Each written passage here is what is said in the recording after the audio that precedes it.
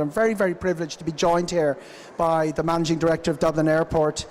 And Dublin Airport has seen a pretty exciting year with a lot of new routes and a lot of infrastructure, a lot of building work, things like that going around.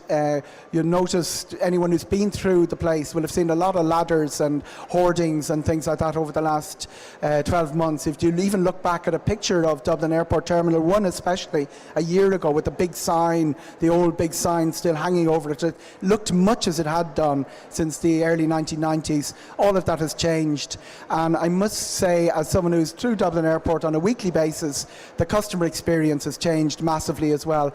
We're going to tease out some of those changes here with Vincent Harrison, and as I say, anybody with a question or anything you want to say, please put up your hand and we'll endeavour to answer that question.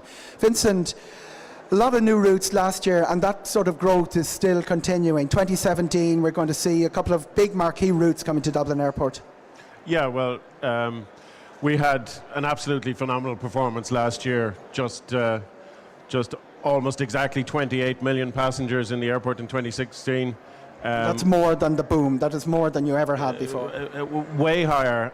We were thrilled in 2015, and funny enough, it was literally on the last day of the year that on the 31st of December that we broke through 25 million passengers. 25 million is kind of a key milestone for an airport because it puts you into that sort of first division of the Champions League of airports, and we could see there was momentum continuing on. But to add almost 3 million passengers more the following year, 11% growth, has knocked us out as well as everybody else in terms of just the demand both in and out of the country, whether it's for business, whether it's for leisure. And already we can see, we haven't finished January yet, but we can see business is still very strongly up in January. Traditionally, not a terribly busy time for travel. So we can see momentum is continuing. And as you said, last year again was just phenomenal in terms of the range of routes that grew. There were 22 new routes added to the network, new routes or services. And we had expansion on a couple of dozen more. But coming into 2017, we have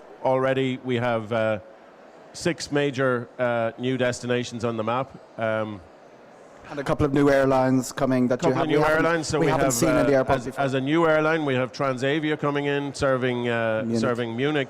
And in June, we'll see the third of the big Gulf carriers, Qatar, coming in to provide a daily service to Doha, and with all of the extra connections you get on there through the Middle East, which people are familiar with, the other 2 carriers that are on Emirates and Etihad on that regional area. So connections into other parts of the world to put us on a one-stop to pretty much anywhere you want to go to.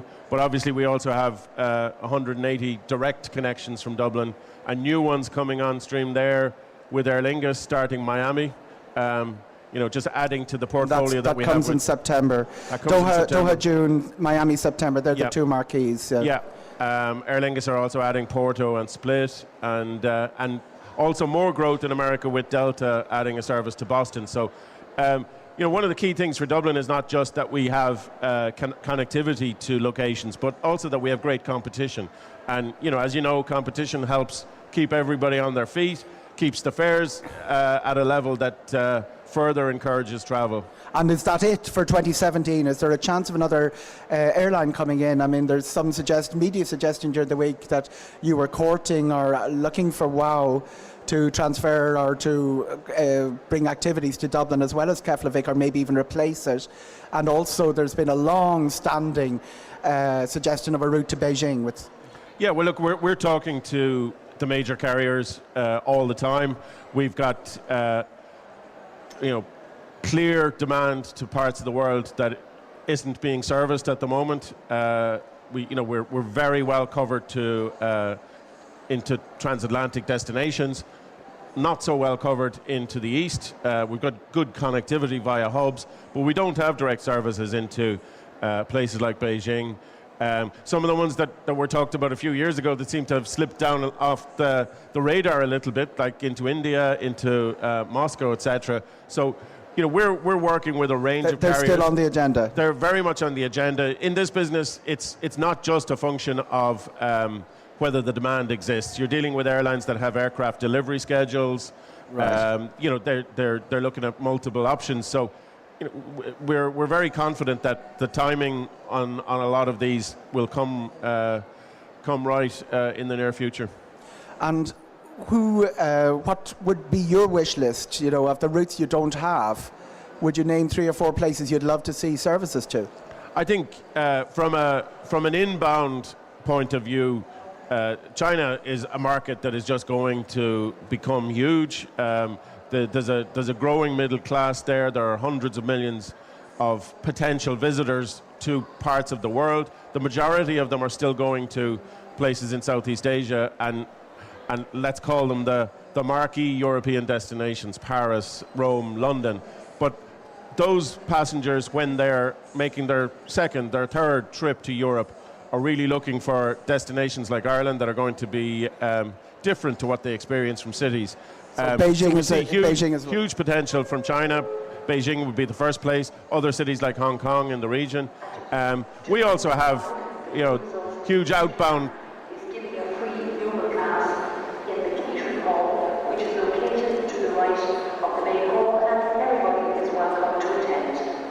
That's competition from Catherine Thomas. So great. But we also have big outbound demand to places like Bangkok for Bangkok for direct summer. would be nice, yeah. That would be another one. They have a daily to Oslo, so why can't we have one? Yeah, exactly. And is there anyone else that I'll throw into that list?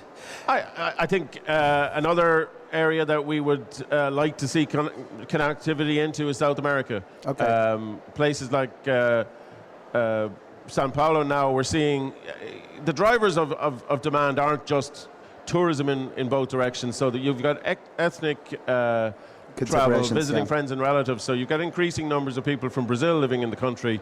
All of those things add to the package that helps us to say to an airline, this is sustainable business, you're going to make money from it. It mightn't have been top of mind until we came and talked to you about it, because these international airlines are maybe looking at 100 possible destinations, but our job is to really show that market is that you can deliver. It's a really vibrant market. You're in the transfer business seriously for the first time in Dublin's history, aren't you? We are. We've seen, I suppose, our highest rates of growth across any of the business sector. Over 25% growth last year, following on from 30 and 40% growth. And that really means routes are viable that would not be viable. Absolutely. Stuff that could never be supported. You can now say to airlines, it's possible to fly Dublin to wherever it is, because we're going to have transfer passengers. Yeah, I mean, clearly the largest airline in the connecting market in Dublin is Aer Lingus, and they've made no secret of the fact that they would not be able to expand at the rate that they've been growing simply on Irish US demand. So having the credibility that a route could maybe have 50% of its occupants who are traveling for other purposes to get to other places, have a very good, seamless connecting product. Obviously, US pre-clearance is a huge added factor in that, in encouraging you land on a domestic flight in America, your next three gates down from where you're taking onto, it's amazing. Yeah, so whether you're onward connecting in the US, it's easy. Whether you're somebody that lives in somewhere like Edinburgh, and previously your option might have been to fly in the wrong way first to go to Amsterdam, and then maybe fly back over your house a few hours later. If you come to Dublin, you're going to clear pre-clearance in the time that you do your connection, so it's not seamless. Have to queue for an hour the other side. Straight out to the taxi then when you arrive in New York or Boston or wherever. Which raises a question, Vincent. Aer Lingus is very easy to track what's going on transfer-wise. How many people are self-connecting, or can you even count those? Because we've a huge Ryanair network into Dublin, and none of these can buy a ticket with Delta or United or anyone these guys are clever. Like a lot of our people in the hall here are clever at finding the best prices. Are a lot of people self-connecting that you can't actually track? Yeah, we don't have formal methods of tracking them because they are. It's a rhetorical question. But what we can see from some of our data is where I think people might be familiar now with the clocks that tell you what time security processing operates on. How they actually operate is just picking up signals from people's mobile phones and registering how long they take. So we actually have that technology in immigration, and we can increasingly see that there are people. We can't identify who they are, but we can see that there are people that are coming through on an arrival and turning up and going back through security maybe a couple of hours later. Now, that's a self-connect. That's probably somebody might be looking at a Ryanair flight and perhaps an Aer Lingus or an American carrier. Warsaw to Dublin and then join, Exactly. Now, I think, you've obviously reported on, and other people have reported on, ongoing talks between carriers, not just in Ireland, where I think the low-cost carriers see that they can perhaps more efficiently feed long-haul carriers. Michael O'Leary's press briefing this week said March, if people might have picked it up, there will be a deal where Ryanair will feed Aer Lingus. I'm not there are obstacles to be overcome, and Michael's always sees the obstacle being overcome faster than it actually is. But it will probably be happening at some stage this year, that Dublin's transfer potential grows, and that's good news for you in terms of being able to go to somewhere and say a Sao Paulo route is now more viable than it would be just out of Ireland. Can you handle the growth, Vincent? Yeah, you mentioned the amount of work that's ongoing. So the airport is always in a state of construction and development, or indeed refurbishment, because many of our assets have been in place for decades. They're very fine assets, and our job is to make sure that they're performing. They have to perform 24 hours a day. They can't just be performing some of the time. So you mentioned our work in Terminal 1. We've just completed the refurbishment of our arrivals area. That was an area that was dated. It hasn't seen daylight for a long time. It's like the Johnny Cash song. It hadn't seen daylight since I don't know when. But there's now, they've removed all the shops. And we've decluttered the whole area. We've put the things that people need in convenient locations, so information on one side, car hire on another, and the food and beverage, and really opened up and brightened the whole area. And the response to that has been fantastic. We're now moving into refurbishing the departures level as well. So those are the things, and those are the sort of things that then enable us to work with a carrier like Etihad, a 5-star full-service carrier, who previously might not have been encouraged to operate in Terminal 1, and just last Tuesday they started operations in Terminal 1. That's their new home, and they're absolutely thrilled to be there. And you mentioned tracking the security queue times, your app. Yeah. It's amazing what's been happening. Tell us about the app. Yeah, we have about 250,000 downloads of our app. We have a lot of information on it to enable people to book their services, book car parking, book any of the other products that we sell, like Fast Track or lounges, but also to give people information. Wayfinding information is always important. And right on the front page, at any point in time, it will tell you how the security queues are performing at the moment. So if you're on the bus to the airport, or you're driving to the airport, you can see, and it really puts people at ease to see security queue 5 minutes at the moment, or under 5 minutes. That de-stressing before you get there to say, I don't have to worry about the time I'm going to need to devote to the different activities. Parking the airplane gates, all of that, they come under pressure at a certain time of the day. Any way around that? I know, will we see the 300 gates being used for wide bodies? I know Etihad, is it next week Etihad are moving from... They actually moved last week. From Terminal 2 are using to those Terminal gates, 1, yeah. So, yeah, we've increasingly had wide body activity on the 300 gates. That's well connected into either Terminal 1 or Terminal 2, depending on the route. We've added more stands. We added about 10 stands just to the north of Pier 1, the 100 gates, earlier in the year. We're adding more to the south of Terminal 2 as we speak. So that's a constant requirement. I think people mightn't appreciate that with two really large-based carriers, Ryanair and Aer Lingus, whose centre of operations are at the airport, we have the equivalent of 90 aircraft either sleeping overnight at the airport or arriving in that first wave. So, the main requirement is to get those aircraft turned around.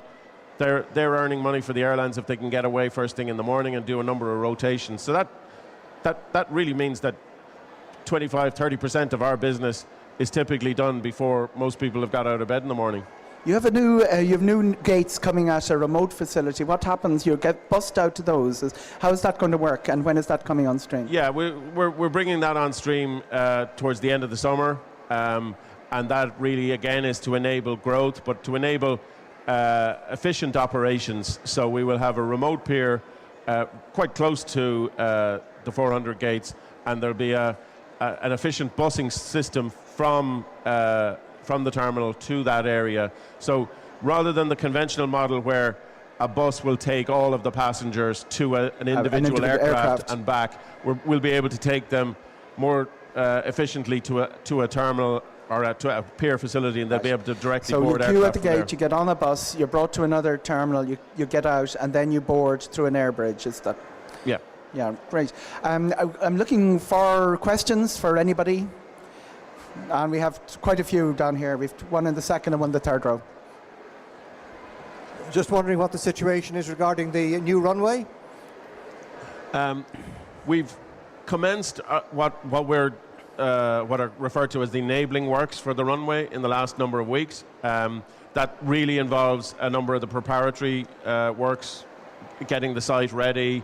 There are some local road diversions and utility diversions. So all that is happening, and we're going to be proceeding to tender stage over the course of probably the next year. It's obviously going to be a very complex project to procure and to tender, but we're our timeline that we put forward earlier last year was for delivery of the runway in 2020, 2021.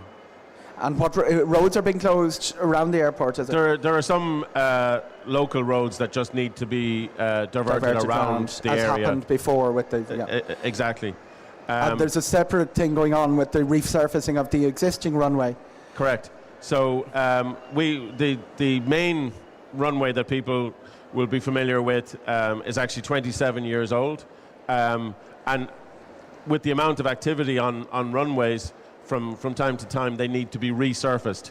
That's a fairly incredible job that happens between the hours of 11 o'clock and 4 o'clock in the morning every night. And that requires, there could be up to 200 people working on the site. They come in and out, get some work undertaken. That'll be happening over the next 18 months. And then the runway is back operational first thing in the morning for those arrivals. So very complex but necessary piece of work. And a question here from the second row. Okay, Vincent, I got a quick question in relation to Terminal 2.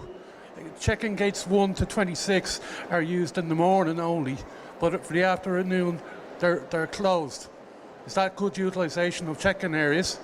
And secondly, in relation to the problems in immigration arrivals over the last couple of months, when is the DEA going to talk to the Garda and Immigration Bureau? There's been issues. A video before Christmas showing that 2,000 passengers arrived into Terminal 1 on 5 flights, and there was only 2 immigration officers on. And the DEA just, when complaints came in on your Twitter account, it was like passengers were fobbed off. Any comments? Okay.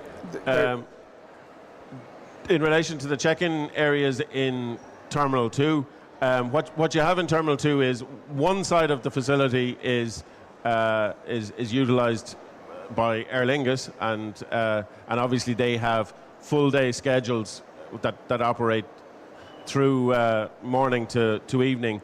The other side of Terminal 2, we have a range of carriers. But predominantly now the U.S. carriers whose schedule operate to the to U.S.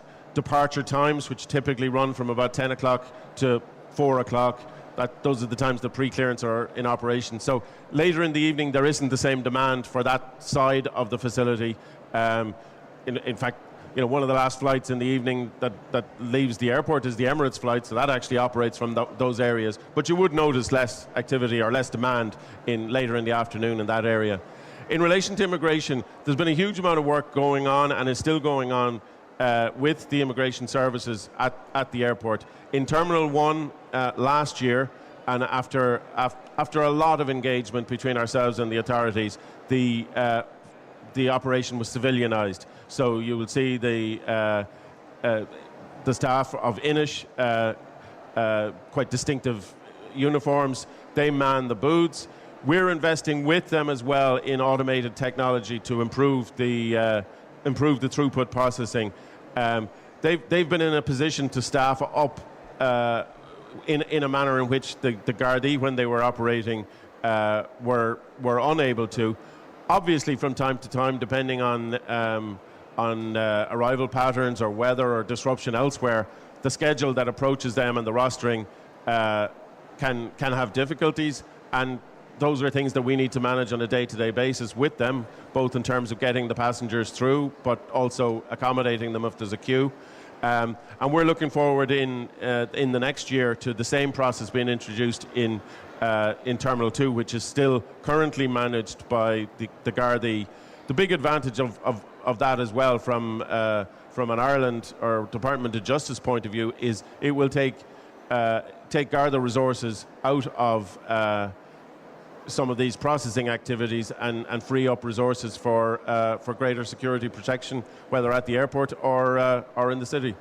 Now, Vincent, the automated immigration gates are actually in between the European Union and the non-EU, which makes it very inefficient to get people through. And a second question related is, are we going to see automated gates in Terminal 2 soon? Yes to both of those questions. Right, okay. And just what has been in place for the last period of time in Terminal 1 was a trial operation where, in fact, there were two types of gate in operation where the authorities were testing and trialing. They have now moved to a procurement stage to acquire more machines.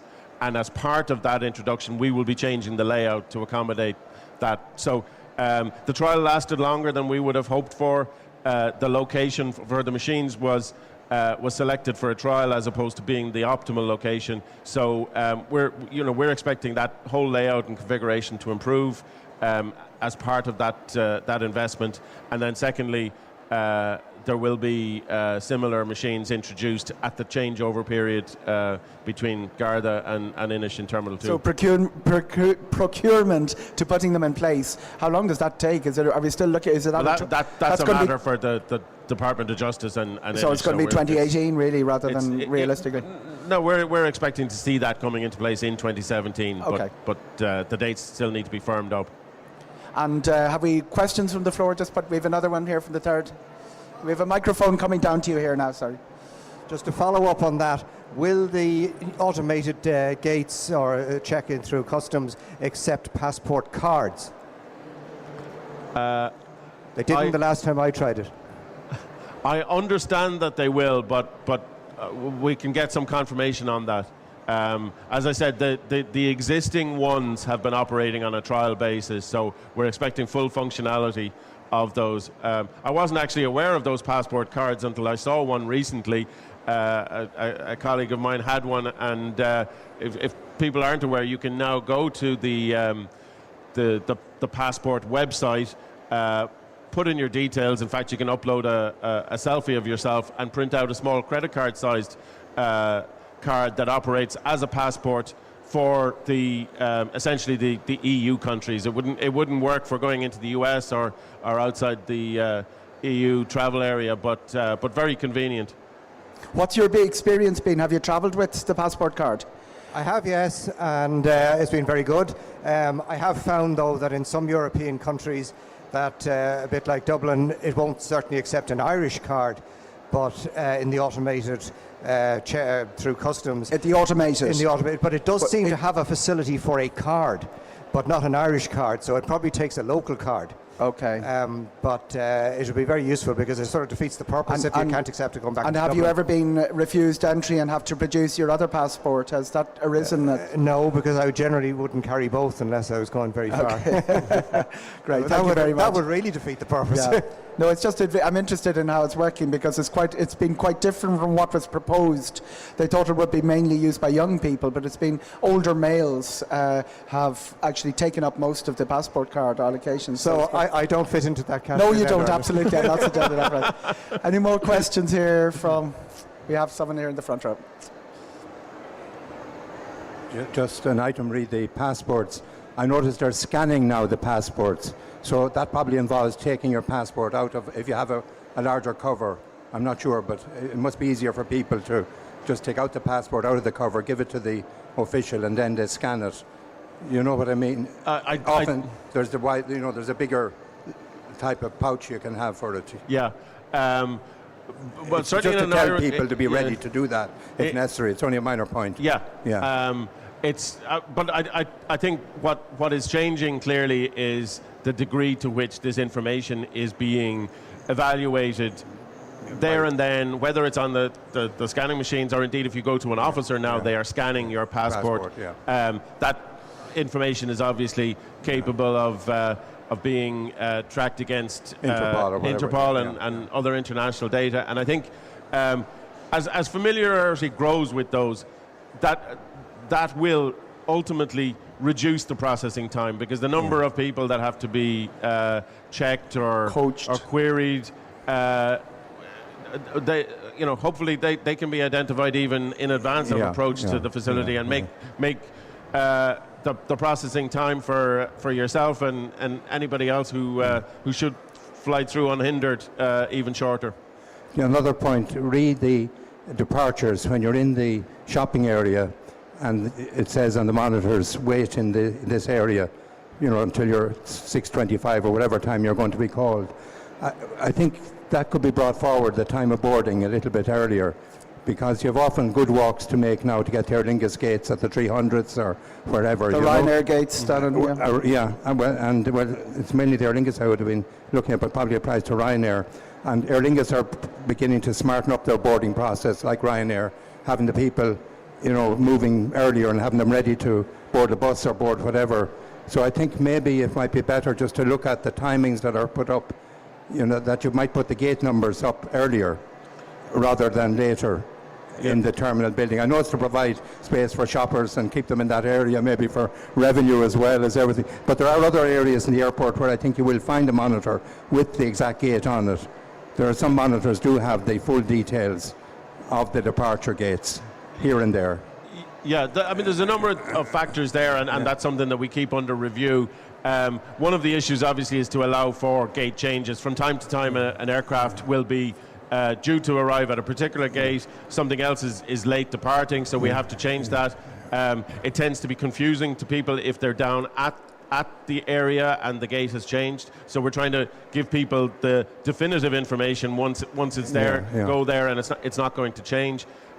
Also, I think people often find that, and I find this in other airports I'm not familiar with, you sort of track the gate that you're heading to. You automatically follow the signage. Then you arrive down there, and there's not a lot to do.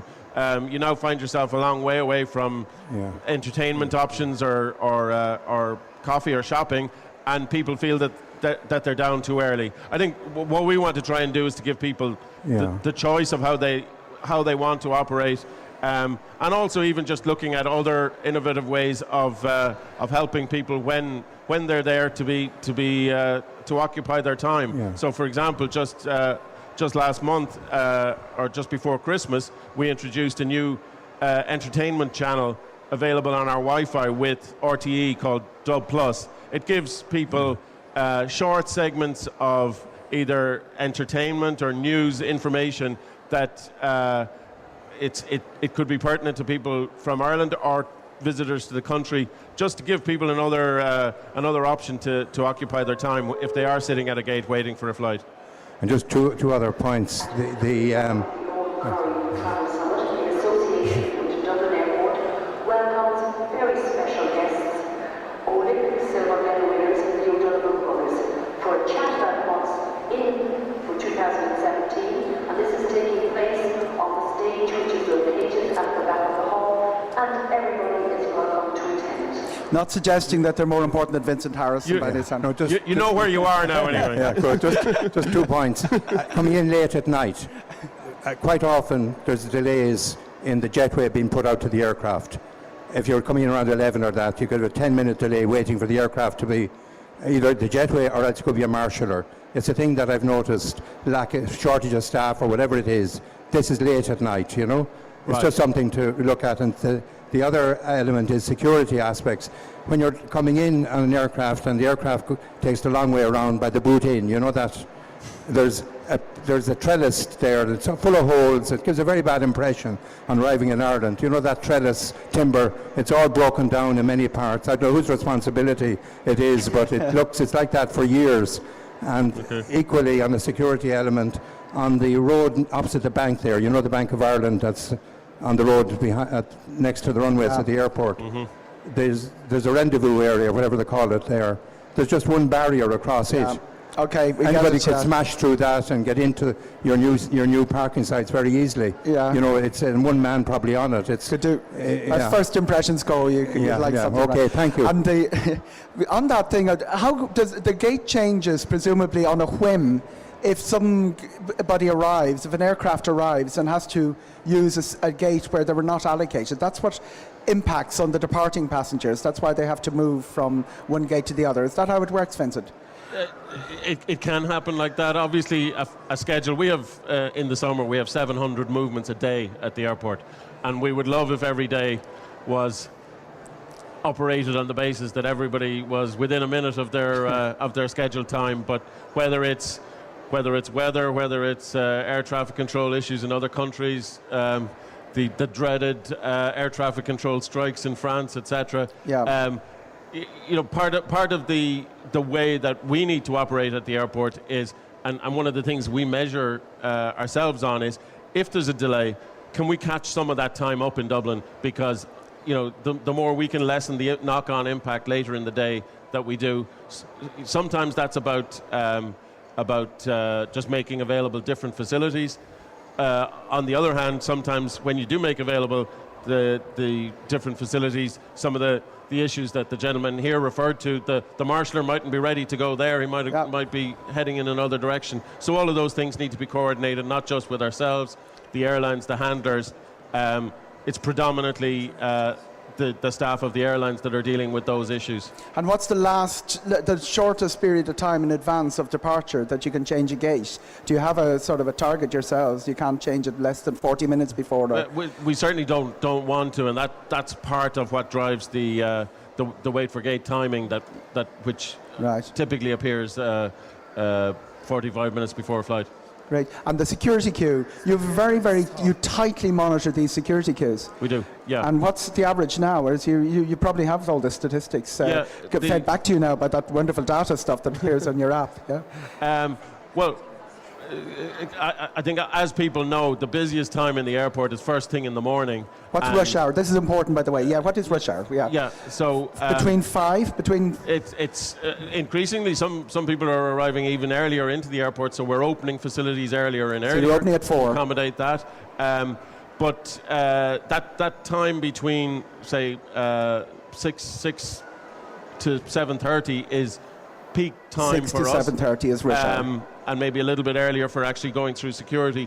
But our security processing times during those times are average under 10 minutes, and across the day they average under 5 minutes. So the facility is, you know, again, there are times, and you know, there are times that the facility can be take a lot longer to come through, but we actually pay a financial penalty if there is ever an instance, even a 15-minute instance where a queue is over 30 minutes, we suffer a financial over 30 penalty. minutes that's Armageddon. You have to get it. Yeah. Well, but our objective is not to have it just under that. Our objective is to have it seamless, well. so that it's once not it hits 20, the alarm bells go off. Yeah. Right. And the regulatory charges going up, the increase in that, what impact will that have on the consumer experience? Will that free up Well, our airport charges are not going up, but the sorry, what regulatory charges were you? The increased charge from the regulator would you've put in for increases. So what is that infrastructure, big infrastructure spending coming down the line, and you have to? No, well, in fact, the last regulatory outcome sees our price path actually reducing slightly over a period of time. There are mechanisms like for the runway where a trigger will add a little to that, but for the last 3 years we've maintained flat charging, no increase in our costs, and our ambition is to continue to provide really good value to our airline customers. Dublin Airport is a major airport, but it's typically benchmarked about 30% cheaper than. And does it slow down your spending on things like? No. We have upwards of 100 million a year that we're spending on various aspects of the airport, and then you also get larger investments like the runway. Any last questions from the audience? Put your hand up if we have. I'm going to ask Vincent a little technical thing. Is Fifth Freedom something that you're looking more at? This amazing service from Ethiopian, from Addis to Dublin to Los Angeles, would not have happened really without this right to pick up passengers in another country. Is that something you want to explore further? There's a lot of there are options perhaps with Etihad and Emirates and people like that might be opened up there. Yeah, it is. I think a few years ago we were chatting at this event, and I think you asked would we have a service to California. We now have 18 services a week to between San Francisco and Los Angeles. Ethiopian was the first operator to come into Los Angeles, but at the same time they opened up a market into Africa with Addis. So I think that's the sort of competitive drive that we like to see in the market, but also when you've got two destinations that can be served by one airline, two attractive destinations with demand, if we can find other carriers who can do similar things and open up markets on both sides, we're all for, and the Irish aviation policy has been a very open policy and has been pushing for that kind of liberalisation. Against some opposition at the time, if I remember, yeah. Well, look, I think there will always be people who will feel impacted by competition or services, but Ireland as a principled level has been a huge supporter of liberalised markets. Clearly airlines like Ryanair have really benefited from liberalisation, and I think we're seeing the start of a similar perhaps change with things like low-cost carrier flights to the US. Do you fear for it, Vincent, with the implications of Britain leaving the European Union and the new administration in America? Is liberalisation on the back foot at the moment? There have been concerns, particularly on the US side, with the obstruction of Norwegian licensing as an EU airline, which we've campaigned very strongly on. I think that it's too early to call how the whole liberalisation agenda or the Trump agenda will affect the aviation industry, but welcomes very special guests, Olympic silver medal winners, the Dublin brothers, for a chat about what's next in 2017. This is taking place on the stage, which is located at the back of the hall. And thank you very much, Vincent Harrison. Everybody happy? Anybody else? Any concerns, qualms, gripes about Dublin Airport? This is the man. You won't have him for very much longer. And thank you very much for being a great audience. Thank you very much, Vincent. Thanks. Thanks, That's great. Thank you.